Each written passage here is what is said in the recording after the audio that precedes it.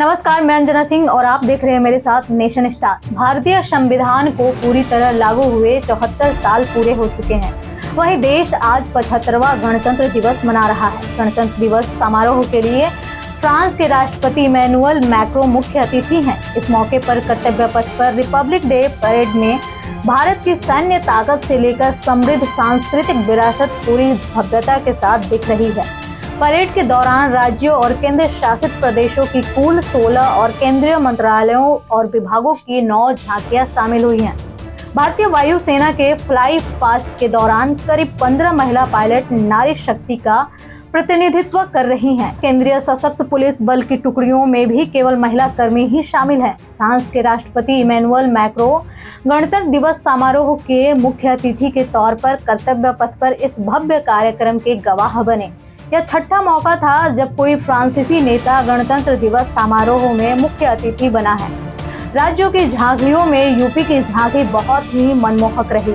उसकी थीम विकसित भारत समृद्ध विरासत थी। झांकी के अगले हिस्से पर अयोध्या के राम मंदिर की प्रतिकृति बनी थी, जिसके ऊपर धनुष बाण लिए रामलला सुशोभित हो रहे हैं। 4 दिन पहले ही 22 जनवरी को अयोध्या में रामलला की प्राण प्रतिष्ठा हुई थी।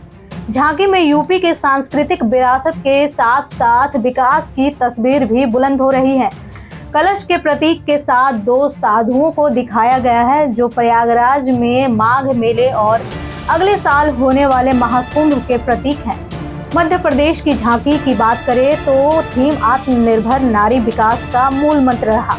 झांकी के सबसे आगे वाले हिस्से पर इंडियन एयरफोर्स की पहली महिला फाइटर पायलट अवनी चतुर्वेदी की जीवंत मूर्ति दिख रही थी। चतुर्वेदी रीवा जिले की रहने वाली हैं। कर्तव्य पथ पर देश की नारी शक्ति का उद्घोष सुनाई दिया। पहली बार आर्मी, एयरफोर्स और नेवी तीनों ही सेनाओं की महिला दस्ता ने परेड में हिस्सा लिया। 15 महिला पायलट एयरफोर्स के फ्लाई पास्ट का हिस्सा रहीं।